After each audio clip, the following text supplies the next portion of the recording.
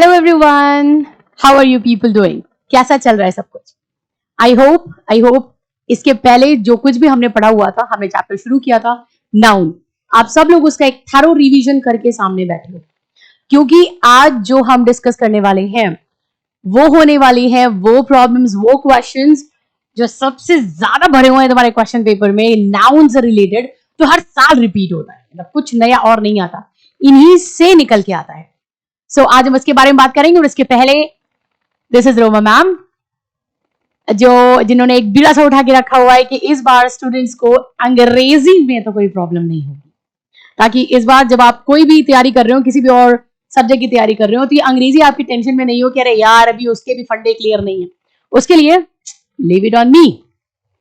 तो शुरू करते हैं नाउन वाला केसेस। जब मैं आपको नाउन के बारे में बता रही थी मेरे पिछले वीडियो में, तो आप में से जितने लोगों ने अनफॉर्चुनेटली, मैं इसलिए कह रही हूं क्योंकि अगर आपको रूल्स उसके समझने हैं, उसकी दिक्कतें कहां पे कितनी किस तरह से आ रही हैं, किस तरह का सवाल आपके एग्जामिनेशन में पूछा जाता है और क्या गड़बड़ी आप कर रहे हैं हर दफा, या फिर अगर आप पहली बार एग्जाम देने वाले हैं तो किन गलतियों को करने से आप बच सकते हैं, उसको समझने के लिए आपको पहला वाला जो मेरा वीडियो था जो नाउन पे बेस्ड था वो देखना बहुत जरूरी है, राइट? तो अभी आज का जो हमारा सेशन है वो पूरी तरह से बेस्ड है इस बात को समझने में कि जो कुछ हमने नाउन में समझा, जो सारी बातें, जो सारी मीनिंग्स मैंने आपको समझाई, उनसे रिलेटेड जो सवाल आ रहे हैं वो तुम कैसे समझ रहे हो, क्वेश्चन वाला कैसे पूछ रहा है और आंसर तुम क्या दे रहे हो, नंबर क्या आने वाले हैं। सो ऐसा करते हैं, फिंगर्स क्रॉस करते हैं। फिंगर्स क्रॉस करने का मतलब होता है भगवान करे इस बार जो हम करने वाले हैं यही बेहतरीन होने वाला है और जो हम क्वेश्चन के आंसर्स लिखने वाले हैं वो सारे के सारे सही होने वाले हैं और ये पक्का ही होने वाला है। इसलिए तो रोमा मैम कहती है together we can and definitely we will. So शुरू करते हैं। अभी हम बात करने वाले हैं फोकस पॉइंट्स की। तो फोकस पॉइंट्स में मैं क्या करने वाली हूं, जैसे आपने देखा होगा rule number 1, rule number 2, rule number 3, ऐसा कुछ नहीं करने वाले हैं। मैंने एक फैमिली बना के रखी हुई है। फैमिली एज एन फैमिली मतलब कलेक्टिव ना, ठीक है। अभी हमने एक फैमिली बना के रखी हुई है। अब इस फैमिली में हमें क्या करना है, ये देखना है कि इस फैमिली से कितने सवाल आते हैं। तो इस तरह के डिफरेंट जोन्स मैंने रखे हुए हैं ताकि आपको, जैसे कहते हैं ना कि अगर मैंने आपसे बोला कि आपको 15 या 16 रूल याद रखने हैं, तो यकीन मानिए अगर आप सोचेंगे एक चैप्टर में 16 रूल तो बाकी तो बेड़ा गर्क है। तो अभी आपको क्या करना है, नाउन के चलते आपको 5 फैमिलीज याद जिनके बारे में हम शुरू करने वाले हैं। तो आज हमारा पहला फोकस पॉइंट्स, मैं इनको रूल का नाम नहीं दे रही हूं क्योंकि मेरे हिसाब से rules are meant to be broken, नियम बनाए इसलिए जाते हैं ताकि उसे तोड़ा जा सके और यही आप लोग कर रहे हैं। तो बेहतर होगा उसको रूल न रखें, उसे फोकस रखें, गेट फोकस्ड। तो आज हमारा जो पहला फोकस पॉइंट है, जो पहला है वो है the singular and plural concepts. बड़ा कंफ्यूजिंग है, समझ नहीं आ रहा है कौन है सिंगुलर कौन है प्लूरल, बात ही नहीं समझ में आ रही है कैसे करें क्या नहीं करें। ऐसा कुछ नहीं है, ये सारी जो टेंशन है ना, आज इस वीडियो के कंप्लीट होने तक ये मैं एरेज कर दूंगा। शुरू करता है। जब हम सिंगुलर प्लूरल की बात करते हैं तो 4 ही चीजें हैं जो दिमाग में घुलती चली जाती है। पहली चीज, कुछ ऐसे शब्द जो एस के साथ ही पैदा हुए हैं, ये यानी उनका ओरिजिन एस के साथ ही था। भाई नाउन में होता क्या है, एस लगा दिए तो प्लूरल हो गया, एस हटा दिए तो सिंगुलर हो गया, या कई बार उसमें E S I E S ये सब भी जुड़ता रहता है। वो डिपेंड करता है कि लास्ट का हमारा लेटर, कॉन्सोनेंट, अल्फाबेट जो भी हम यूज कर रहे हैं। तो यानी जो एक सिंपल सा फंडा है जो कक्षा 2 से हमारे खोपड़ी में घुसा पड़ा है, वो कुछ ऐसा है कि अगर हमने बॉय लिखा है उसमें एस जुड़ गया तो वो प्लूरल हो गया। लेकिन डियर, ऐसा आप कंपटीशन लेवल में यही मान के नहीं चल सकते। अब इसमें क्या होता है, आई ई एस, इससे सवाल बहुत कम आते हैं, पॉइंट्स में आते हैं, तो इस पर दिमाग वेस्ट करने की जरूरत नहीं है। आपको बस ये समझना है कि जिन शब्दों के आगे एस लगा हुआ है, शब्दों के आगे से मेरा अर्थ है जब शब्द लिखे हुए हैं बाद में अगर इसके एस लिखा हुआ है तो कैसे पता करें वो सिंगुलर है या प्लूरल। यानी ऐसा तो नहीं कि आप, फिर वही बात आ जाती है कि आप कहीं किताब के कवर से ही किताब का मजमून तो नहीं भाप रहे हैं। अगर आप ऐसा कर रहे हैं तो आप गलत रास्ते पर हैं। और आइए थोड़ा सा मोड़ते हैं ताकि सब कुछ सही होने लगे। तो मैंने इसको 4 कैटेगरी में डिवाइड किया हुआ है।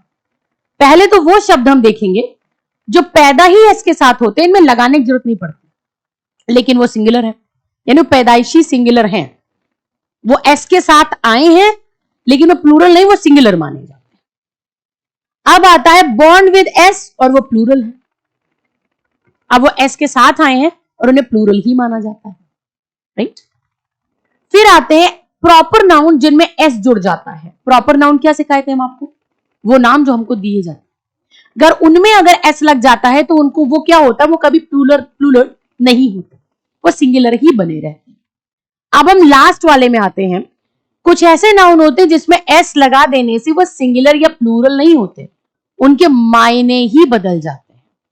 तो करना क्या है आपको, जो एस वाला फैक्टर है, यानी अभी जो हम पढ़ रहे हैं वो हम पढ़ रहे हैं एस वाला फैक्टर।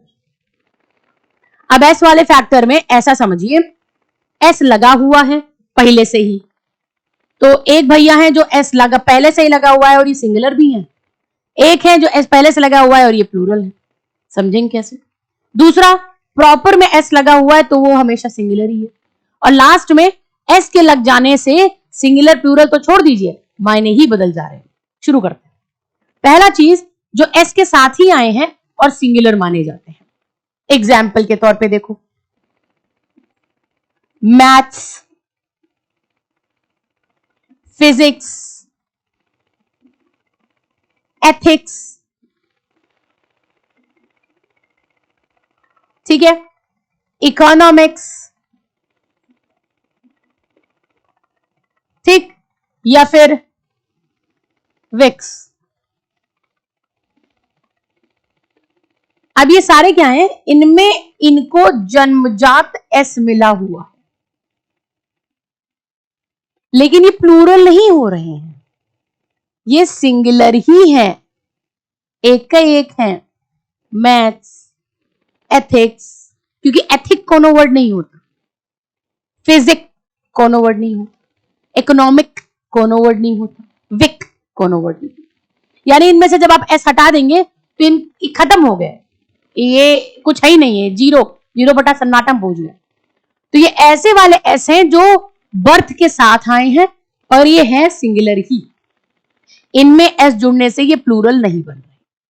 बात समझ में आ गई?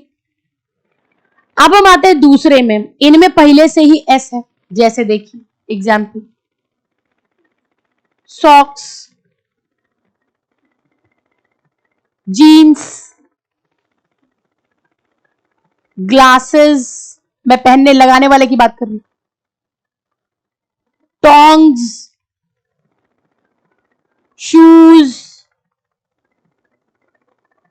पहले एस लगा हुआ है, यानी ये स्टॉक नहीं होता, ये जीन नहीं होता, ये ग्लास नहीं है, ये टोंग नहीं है, ये ऐसे शू नहीं है, राइट। नाउ लेट्स सी, अब इनमें भी एस लगा हुआ है मगर ये क्या है, प्लूरल है। अब इनको प्लूरल इसलिए कहते हैं माय डियर, क्योंकि ये हमेशा जोड़े में आते हैं, ये हमेशा जोड़े में आते हैं। यानी कि वैसे क्या होता है, जैसे मान लीजिए इंसानी जोड़ा होता है, इंसानी जोड़ा मान लीजिए मिस्टर एंड मिसेस, अब उनमें से कोई अगर नहीं रहा, डिमाइस हो गई, नहीं रहे, ठीक, तो एक जो बचा है वो अपनी जिंदगी जी सकता है, उसके पास पूरा अधिकार है, वो किसी एक के मर जाने से मरना नहीं चुन सकता। या ऐसा नहीं होगा कि अब उसकी कोई वैल्यू ही नहीं रही, एक खत्म हो गया तो उसकी क्या वैल्यू, ऐसा कुछ नहीं। वो जो बचा हुआ है वो अपनी जिंदगी अपने तरीके से जी सकता है, उस जो गए हैं उसे याद रखते हुए जिंदगी में आगे बढ़ सकता है। लेकिन ये लोग जो हैं ये ऐसा नहीं कर सकते, ये ऐसे वाले जोड़े हैं कि एक गया तो दूसरे का कोई मतलब नहीं। एग्जाम्पल के तौर पे देखते हैं, सॉक्स, भाई एक जुराब खो जाएगी, दूसरे क्या करोगे, जब तक बहुत ही घटिया फैशन की बात ना करो, एक नॉर्मल तरीके से अगर हम बात करें। जीन्स दोनों टांगों में जाएगी, अब एक टांग में, अब वो वही बात फिर से आ जाती फैशन की, वो एक अलग चक्कर, उसका ग्रामर को मतलब नहीं है। ग्लासेस जो लगाते हैं आप, अब अगर एक हट जाए, तो कहने को तो रणवीर सिंह ये भी कर सकता है, I really have faith in him, वो ये भी कर सकता है, लेकिन वो ग्रामर के रूल्स पे नहीं आ रहा है। फिर आ रहे हैं टोंग्स, चिमटा, अब चिमटा का एक फट्टा हटा दें, दूसरे से क्या करोगे, उछालोगे रोटी, बने कैसे, पॉसिबल ही नहीं। नेक्स्ट, शूज, जूते, दोनों के दोनों एक हटा दो, चलो एक पैर, पॉसिबल है ही नहीं। यानी अगर मंदिर के बाहर एक जूता चोरी हो गया, अगर दोनों हो गया तो चलो तकलीफ है, मगर एक चोरी हुआ तो तकलीफ ज्यादा है, काहे? क्योंकि अब एक का क्या करे, सर पे मारे। तो ये वो वाले लोग हैं, इधर ध्यान दीजिएगा, ये दोनों लोग एस के साथ पैदा हुए हैं, दोनों लोग एस के साथ पैदा हुए हैं। एक भाई साहब सिंगुलर हैं क्योंकि इनमें कोई भी और मिला जुला नहीं है, ये एक सिंगल आइडेंटिटी रखते हैं। ये जोड़े वाले लोग हैं, ये कपल है, एक गवाह दूसरा किसी काम का नहीं रह जाता। जैसे सबसे ज्यादा एग्जाम्पल जो आपको दिए जाते हैं वो दिए जाते हैं सीजर्स के, सीजर्स, राइट। अब सीजर्स को क्यों कहते हैं? एक हटा दीजिए, काटिए। अब आप चोक सकते हैं सामने वाले को, औजार बना सकते हैं उसको, उसका हथियार बना सकते हैं, मगर वो कैंची की तरह काम नहीं कर सकते। तो ये हो जाता है हमारा ये वाला कॉन्सेप्ट, यानी पेयर वाला कॉन्सेप्ट। अब ये प्लूरल के तौर पे ही पैदा हुए हैं, तो जब इन्हें सिंगुलर बनाना होता है तो इनके आगे लगता है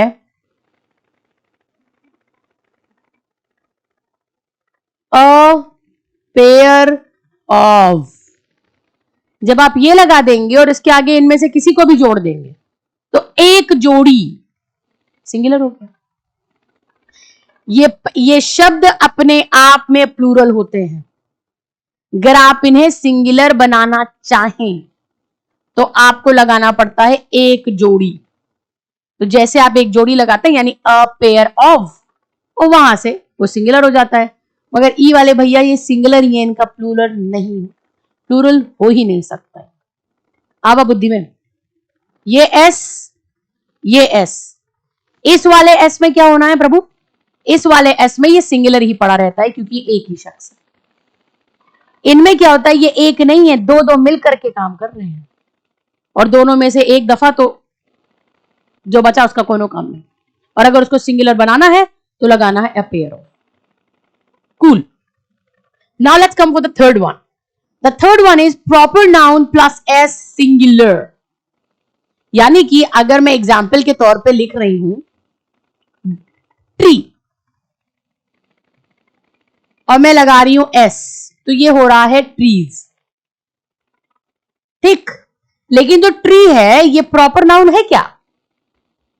नहीं, बिल्कुल प्रॉपर नाउन नहीं, उसको कोई नाम थोड़ा दे रहा है, वो तो पेड़ है, जन्मजात पेड़ है।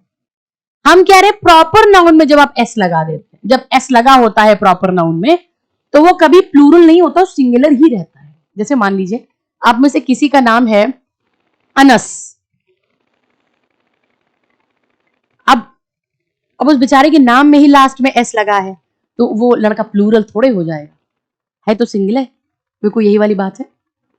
जो जन्मजात दिया गया है प्रॉपर नाउन, जैसे अरेबियन नाइट्स किताब का नाम, या फिर द थ्री मस्किटियर्स। अभी क्या है, अब जैसे मैं आपको यहां पे दिखाऊं, देखो अब मैं तुमसे कह रही हूं किताब का नाम मैं तुम्हें बता रही हूं, द थ्री मस्किटियर्स।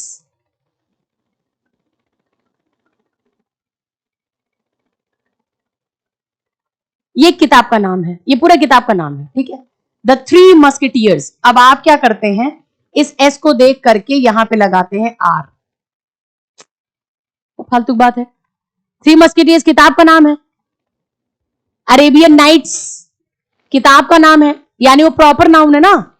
तो जब प्रॉपर नाउन में किसी के नाम में पहले ही एस लगा हुआ है तो वो तो सिंगल ही रहेगा, वो प्लूरल कहां से हो जाएगा। अब जैसे और कोई नाम अनस के अलावा कोई सोचो जिसमें लास्ट में एस आ रहा हो, मनीष में एच आ रहा है, एस करके किसी भी, आप में कुछ लोगों का अगर ये नाम हो तो प्लीज मुझे बताइएगा जिसमें लास्ट में एस आता है। आप में जितने लोग भी मुझे देख रहे हो, अगर आपके नेम के लास्ट में एस आ रहा है, रोमन रेंस लो, रोमन रेंस, उसके लास्ट नाम में क्या है, एस आ रहा है, तो क्या दो तीन हो गया, पर खानदान निकल गया, एक है ये ना रेसलर, यही वाली बात। तो जब भी प्रॉपर नाउन में एस लगा होता है डियर, तो वो कभी भी प्लूरल नहीं होता, और इसलिए उसके साथ जाने वाले जो हेल्पिंग वर्ब्स होते हैं वो हमेशा सिंगुलर ही बने रहते हैं, यानी इज, वाज, हैज, यही बना रहता है, हैव तक नहीं जाएगा। यानी द थ्री मस्केटियर्स आर नहीं लगेगा, वर नहीं लगेगा, हैव नहीं लगेगा, प्लूरल नहीं लग सकता। ये भी singular helping verb, plural helping verb, ये लग जाएगा singular helping verb, singular helping verb. अब मैंने आपको कहा था चौथे वो हैं जिनमें नाउन में एस लगाने से सिंगुलर या प्लूरल नहीं बनते, बजाय वो क्या होने लगते हैं, वो अपने मायने ही बदल देते हैं। अब ऐसे वाले नाउन से भी मिल लेते हैं। एग्जाम्पल, वुड, और फिर इसमें हमने जोड़ दिया एस, वुड्स। ठीक, फिर मैंने आपको बोला वाटर, फिर मैंने बोला आपको वाटर्स।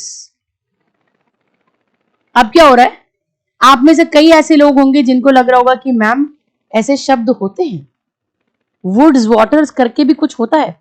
जी हाँ, होता है। और मैं समझ सकती हूँ आपके जहन में ऐसा क्यों हो रहा है, क्योंकि जब मैं आपकी जगह पे थी, when I were at your place, तो it was the same thing when I was at your place actually, so I had the same thing कि मुझे नहीं समझ आता था यार ये शब्द कैसे होते हैं, कि अब इनका भी कोई मतलब है, क्योंकि मुझे लगता था लकड़ी, लकड़ी का क्या मतलब, शायद लकड़ी का प्लूरल लकड़ियां हो जाएगा, मगर ऐसा कुछ होता नहीं है। अब आपने एक पोएम थी जिसमें था कि I am deep into the woods. यहां पे वुड्स का मतलब, इस वुड का मतलब बगैर एस कि इसका मतलब है लकड़ी, लेकिन इस वुड्स का मतलब हो जाता है फॉरेस्ट, जंगल, राइट। इस वाटर का मतलब होता है पानी, और इस वाटर्स का मतलब होता है समुद्र। और ऐसा क्यों होता है, ये लकड़ी है, ये लकड़ियों से भरा हुआ जंगल, पानी नॉर्मल बिस्लरी पानी, ठंडा पानी, गर्म पानी, आरओ पानी है, तमाम पानी दुनिया भर का। अब इसमें सी क्या होता है, सी को वाटर्स कहते हैं। क्यों कहते हैं, क्योंकि समुद्र में क्या होता है, जितनी भी प्रकार की नदियों का पानी होता है वो आकर के नीचे जाता है समुद्र में। तो समुद्र अपने आप में कईयों को लेकर बैठा हुआ है, तो उसे कहते हैं वाटर्स। क्लियर, यहां वाला मुद्दा बिल्कुल क्लियर है, बहुत बढ़िया। क्योंकि अगर ये क्लियर है तो हम सेकंड वाले पे पहुंच सकते हैं, क्योंकि ये तो हो गया सिंगुलर और प्लूरल का नाटक। अब हम आएंगे कलेक्टिव नाउन की तरफ, यानी हमारा जो सेकंड होने वाला है वो है कलेक्टिव नाउन। अब कलेक्टिव नाउन में क्या होता है डियर, हम सबको पता है, इसके पहले जब मैंने आपको वीडियो में बताया था कलेक्टिव नाउन क्या होता है। कलेक्टिव नाउन में समूह है। तो अब ये समझना मुश्किल हो जाता है कि किस समूह को मैं सिंगुलर मान के चलूं और किस समूह को मैं प्लूरल मान के चलूं। तो अंग्रेजी ये कहता है कुछ इनमें से हैं जो सिंगुलर है, कुछ इनमें से हैं जो प्लूरल हैं, और कुछ तो ऐसे हैं जो थालिक बैंगन है, जरूरत और सिचुएशन पढ़ने पलट जाते हैं। तो आपको ये समझना पड़ेगा, और ये फिर से मैं कह रही हूं कोई रॉकेट साइंस नहीं है, समझो पहले वो कहना क्या चाह रहा है। कलेक्टिव नाउन से उसका अर्थ क्या है वो मैं तुम्हें बता चुकी हूं, यहां पे वो क्या सोच करके सिंगुलर और प्लूरल मान रहा है वो मैं अब आपको बता देती हूं। अब जरा देखो, वो कलेक्टिव नाउन जो सिंगुलर माने जाते हैं, जो एकता में शक्ति है को बढ़ावा देते हैं, दूसरे कलेक्टिव नाउन जो प्लूरल माने जाते हैं, यानी कलेक्शन में है तब भी प्लूरल माने जा रहे हैं, ये कैसे हो रहा है। शुरू करते हैं। अब एग्जाम्पल समझो, मैं यहां एग्जाम्पल लिख रही हूं, मान लो मैंने लिखा फर्नीचर,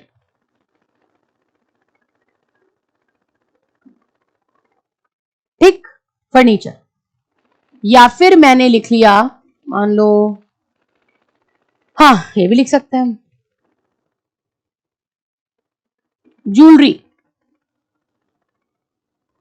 ठीक, या हम और क्या लिख सकते हैं, एक और ऐसा कोई एग्जाम्पल अगर हम ले लें, हाँ बुके। चलो, ये सारे कलेक्टिव नाउन है, ये 3 एग्जाम्पल मैंने आपको दिए हुए हैं, ठीक। अब इधर हम ले रहे हैं कुछ एग्जाम्पल्स। एग्जाम्पल नंबर 1 में मैं ले लेती हूं, चलो कैटल। इसमें कई बार लोग हाँ इसको लेके बड़े कंफ्यूज होते हैं, पुलिस। या फिर मैं ले रही हूं, चलिए इसको भी पकड़ लेते हैं, फैमिली, ठीक, ये देख लेते हैं। अब जब हम इनको देख रहे हैं ये भी कलेक्टिव है, ये भी कलेक्टिव है, ये भी है, और उसी प्रकार ये सारे कलेक्टिव है। ठीक, अब कॉन्सेप्ट ये हो रहा है कि मैम ने इसको डिवाइड कैसे कर दिया। ऐसा कुछ, एक तो जब मैं आपको पढ़ाने आता हूं, मैं कभी एग्जाम्पल सोच के नहीं आती। मेरे को लगता है जैसे कि एग्जामिनर सोचता है, ऐसे सोच करके अगर हम पढ़ाई करेंगे तो हम रैंडम चीजों से सीख सकते हैं। अब बस अंतर समझना मैं क्या समझाने की कोशिश कर रही हूं। अगर हम फर्नीचर की बात करते हैं और इस फर्नीचर में से हम निकाल देते हैं एक टेबल, यही तो एक फर्नीचर है। इसमें से निकाल देते हैं एक नेकलेस, और इसमें से एक ओ हो, ये थोड़ा गड़बड़ हो गया। फिर भी मैं लिख देती हूं, लिख दे, आपको मैंने बोला था मैं सोच समझ के एग्जाम्पल नहीं आता हूं। चलिए मैं लिख देता हूं। अभी बुके है तो क्या निकल के आएगा, फ्लावर, एक एक अलग कर देते हैं। अभी कैटल में से मैं एक काऊ अलग कर देती हूं, पुलिस में से मैं एक ट्रैफिक वाले को अलग कर देती हूं, और फैमिली में से मैं डैड को इधर अलग कर देती हूं। ठीक, अब अंतर देखना, फर्नीचर में से जब टेबल निकल गया तो भी टेबल को क्या बोलेंगे, है तो एक फर्नीचर ही, यानी इससे निकलने के बावजूद भी ये इसी का हिस्सा बना हुआ है। टेबल क्या है, फर्नीचर है। आपने ज्वेलरी, जो आपके गहने हैं, उसमें से आपने नेकलेस या फिर कोई टॉप्स या चूड़ी, कंगन, अंगूठी, कुछ भी, उसको जब आप निकाल देंगे ना तो भी वो क्या कहलाएगा, जैसे रिंग को क्या कहा जाएगा, ज्वेलरी है। नेकलेस को क्या कहा जाएगा, भैया ज्वेलरी है। यानी इससे पृथक होने के, इससे अलग होने के बावजूद ये इसी का हिस्सा बना हुआ है, यानी नाम ये इसी का इस्तेमाल कर रहा है, यानी अलग होने के बावजूद एकता बनाए रखे है। इसीलिए इनको कहते हैं सिंगुलर, यानी अलग होके भी अलग नहीं होते।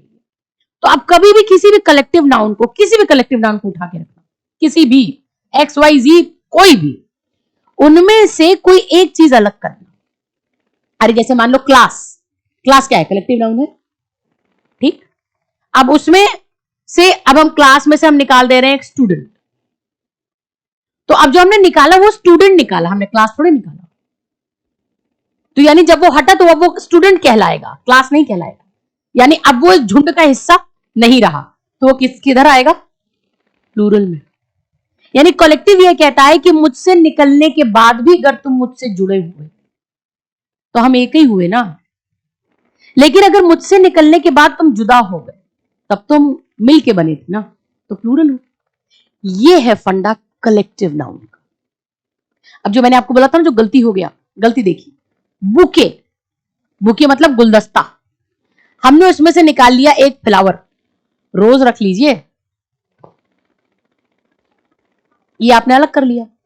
अब इसको आप बुके नहीं कह सकते, अब वो एक फूल है, अब वो गुलदस्ता नाम नहीं कहलाएगा इसका, अब ये एक फूल है, तो वो किस में आना चाहिए, ये इस वाले में आना चाहिए। फिर बता रही हूं, ध्यान से सुनना, कोई भी कलेक्टिव नाउन पकड़ो, झुंड पकड़ो, उसमें से कोई एक चीज निकालो, अगर वो निकली हुई चीज अभी भी उसका नाम इस्तेमाल कर रही है जुड़े रहने के लिए, तो वो एकता बताती है। लेकिन अगर निकली हुई चीज निकल जाती तो ये बताती है हम मिल के बने थे, तो प्लूरल हुए। भाई एक से ज्यादा तो प्लूरल हो गया ना। अब यही वाला चीज जो हम आपको बुके में बताए हैं, यही वाला चीज देखिए कैटल में। कैटल मतलब मवेशी, हर प्रकार का, फिर वो गाय हो, वो भैंस हो, वो बैल हो, वो बकरी हो, वो भेड़ हो, सब मिल करके कैटल बना रहे हैं। अब इसमें से हमने गाय भाई निकाल ली, जो हमारी गैया थी उसको मैं अलग कर लिए।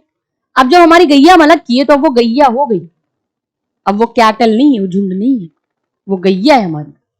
तो यानी ये मिला हुआ था, इसमें एडेड था, बात समझ रहे हैं। इधर गठबंधन है, देखिए जुड़े हुए हैं, यहां पे क्या अलग हो गए तो अलग जुदा हो गए, तो ये किस में निकल के जाते हैं, प्लूरल में।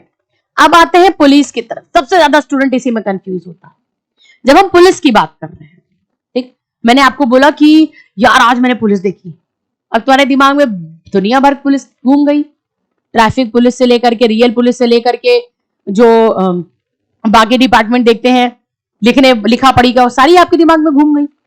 लेकिन उनमें से जब मैं एक निकाल देती हूं, ट्रैफिक, तो अभी क्या है, वो उस महकमे का हिस्सा तो जरूर है मगर वो बिल्कुल अलग बात है। ये सब मिल करके एक वर्ड पुलिस निकाल, ठीक, कंफ्यूजन का कोई जरूरत नहीं, क्योंकि इन सब का डिपार्टमेंट एकदम अलग है। ट्रैफिक पुलिस वाला तुमसे, जैसे कहते हैं ना, जो थाने में ठूसते हैं वो तुमसे चालान नहीं ले सकते, और जो तुम्हारे पर चालान ठोक रहा है वो तुमको हथकड़ी लगा के अंदर नहीं बंद कर सकता कि तुम बदतमीजी की हो। आप बात समझ रहे हो? तो दोनों बिल्कुल अलग डिपार्टमेंट है। अब हम आते हैं फैमिली में। अब फैमिली से हमने डैड को अलग कर दिया, तो अब वो डैड कहलाते हैं, वो फैमिली थोड़े कहलाते हैं, वो डैड हैं। उनसे मिल के फैमिली बनती है, यानी उनका होता है addition to become a family, right? So that means if you take a collective noun and you take one thing out of it, if the thing still is attached to it and is using its name, so that is going to be singular collective noun. यानी कि अगर आप एक झुंड में से किसी एक को हटा देते हैं और वो जो निकला हुआ है वो अभी भी जुड़ा हुआ है, दिल के तार अभी भी जुड़े हैं, वो एकता का अभी भी प्रचार प्रसार कर रहा है, तो वो सिंगुलर में जाएगा। लेकिन अगर वो निकलने के बाद वो रास्ते अलग हो गए, जुदा, ए दिल है मुश्किल हो गया, तो वो हो जाते हैं कलेक्टिव नाउन जो प्लूरल की तरह हैंडल होते हैं। सही। अब हम आते हैं इनकी तरफ, कुछ ऐसे कलेक्टिव नाउन जो सिंगुलर के तौर पे भी इस्तेमाल होते हैं और प्लूरल के तौर पे भी इस्तेमाल होते हैं। वो ऐसा क्यों होता है? वो सिचुएशन पे डिपेंड करता है। जैसे अगर हम बात कर रहे हैं टीम, तो दूसरे शब्दों में टीम को यह भी कहा जाता है the team is unable to decide. Getting? अभी जो ये टीम है, ये देखिए टीम्स, राइट, अलग अलग टीम्स वहां पे आई हैं। आप कॉन्सेप्ट देखिए, टीम में क्या कर रहे हैं हम?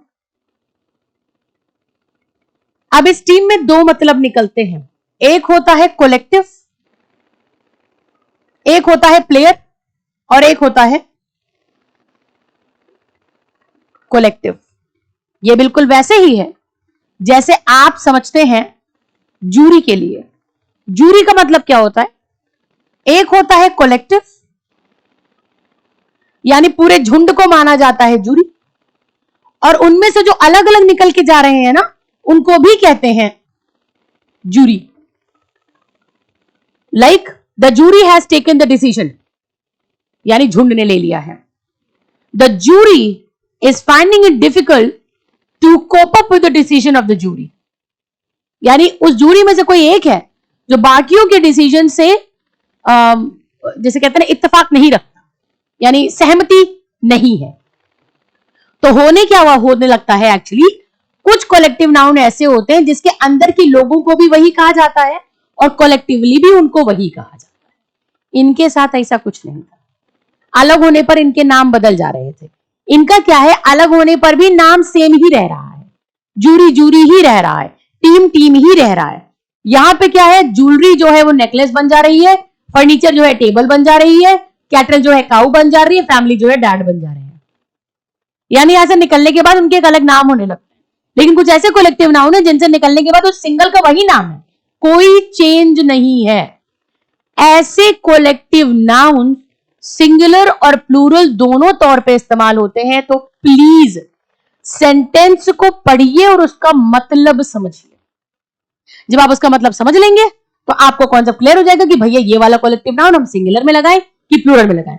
बस आपको इतना समझना है कि जो आप कलेक्टिव नाउन देख रहे हैं, जब इसमें से एक तो निकाल देंगे तो कहीं वो दूसरा नाम तो नहीं ले रहा है। अगर वो दूसरा नाम ले रहा है तब देखिए सिंगुलर है कि प्लूरल, क्योंकि अगर वो नाम उससे जुड़ा हुआ है तो सिंगुलर, अगर वो नाम हट गया उससे तो वो प्लूरल, और अगर वो नाम वही नाम है एज इट इज, जैसा कलेक्टिव में था। तो वो देखिए सेंटेंस क्या कह रहा है, वो सिंगुलर कह रहा है या फिर वो प्लूरल की तरफ बात कर रहा है। ठीक, अब हम आते हैं कलेक्टिव नाउन से। पहले हमने शुरू किया था एस वाले फंडे से, दूसरा कलेक्टिव नाउन फंडा है। अब तीसरा आता है जब हम बात करते हैं मटीरियल नाउन की। भैया प्लीज मटीरियल नाउन्स में किसी भी हालत में आर्टिकल्स का इस्तेमाल मत करो, मत करिए। Example, I bought a steel knife.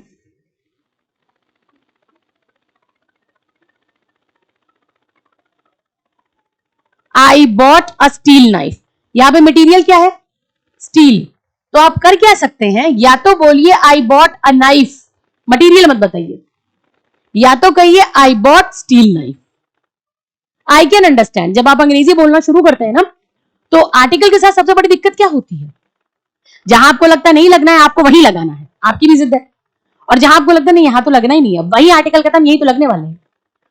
तो नाउन्स में ये क्लियर है कि मटेरियल नाउन में प्लीज आर्टिकल्स का इस्तेमाल मत करें। अब हम आते हैं फोर्थ वाले की तरफ। ये बहुत ही सिंपल फंडा था, बस आर्टिकल के आगे, बस मटेरियल में आर्टिकल का कोई में लेना देना नहीं। ना लेट्स सी, ये भी मैं आपको पहले बता चुकी हूं। अगर आपने, जिन्होंने मेरा प्रीवियस वीडियो नहीं देखा, इसलिए मैं आपसे बार बार कह रही हूं प्रीवियस वीडियो देख के आइए। अब इसमें देखिए, जब भी हम personification of neutral gender, neutral gender की क्या बात हम कर रहे थे, जिनका कोई लाइक मेल या फीमेल का कोई कॉन्सेप्ट नहीं निकलता, उनमें अगर आप ऐसे किसी की बात कर रहे हैं जो पावर और स्ट्रेंथ से रिलेटेड है, तो वो मेल है, जिसमें मैंने आपको पिछले में एग्जांपल दिया था सी का। या आप स्टॉर्म कर सकते हैं, आंधी। ठीक, अगर आप बात कर रहे हैं ब्यूटी या ग्रेस की, तो वहां पे आता है फीमेल, जिसमें मैं आपसे बात कर रही थी वेव्स की।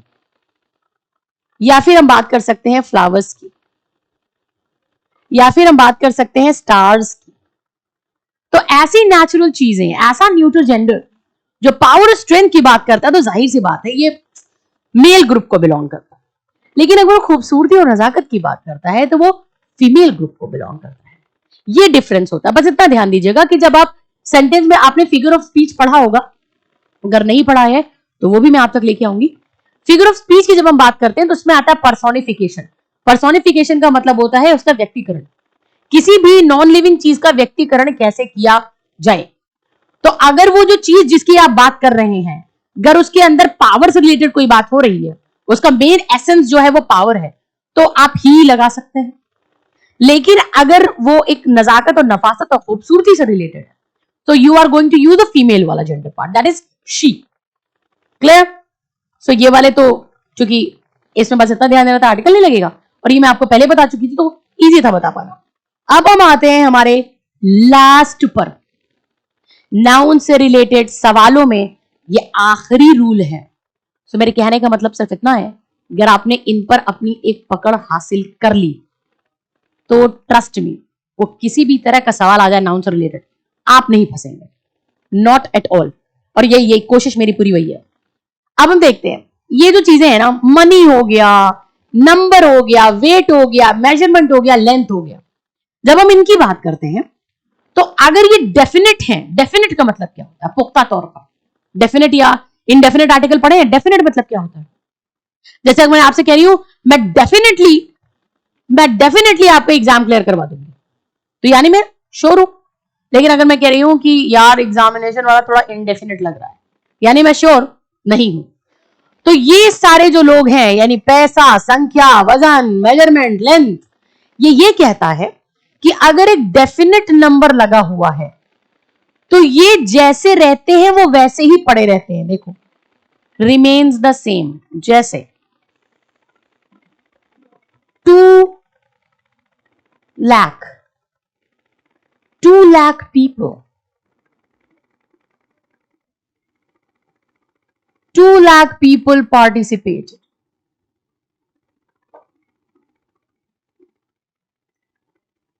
3 dozen banana was bought.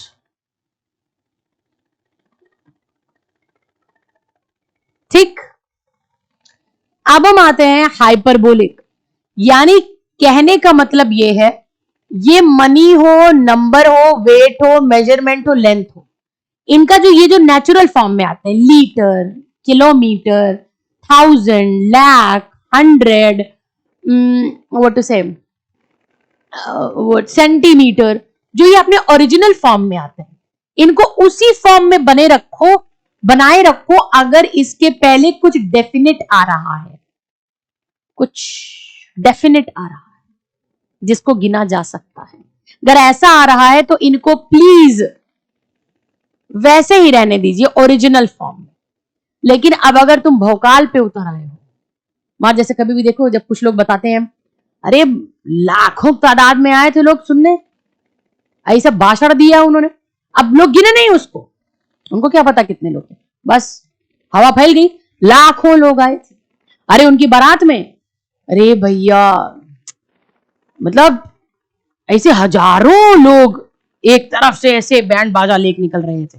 ये हाइपरबोलिक है, हाइपरबोलिक। और यहां डेफिनेट थे, यहां इनडेफिनेट है, नहीं पता। तो जब कोई चीज डेफिनेट होती है, जैसे जब आप किसी चीज के लिए श्योर होते हैं तो आप वही होते हैं जो आप हैं, यही बात नाउन भी फॉलो करता है। जब मैं डेफिनेट हूं मेरी चीज को लेकर के तो मुझे चेंजेस करने की जरूरत नहीं है। लेकिन मैं अगर इनडेफिनेट हूं तो जाहिर सी बात है मैं कुछ हूं कुछ और दिखाऊंगा कुछ और।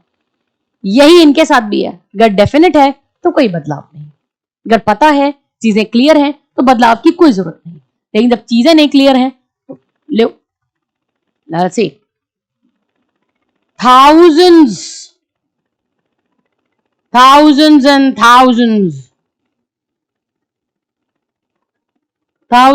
thousands of people died in the First World War.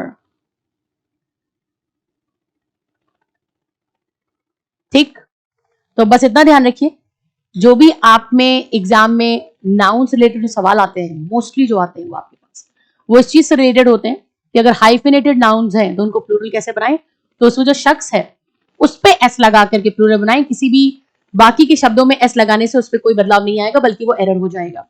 जब आप अनकाउंटेबल नाउन्स की बात कर रहे हो तो उन्हें हमेशा सिंगुलर में छोड़ दें, क्योंकि उनकी गिनती करना व्यर्थ है, वेस्ट ऑफ टाइम है, तो क्यों करना है आपको, उसको सिंगुलर छोड़ना।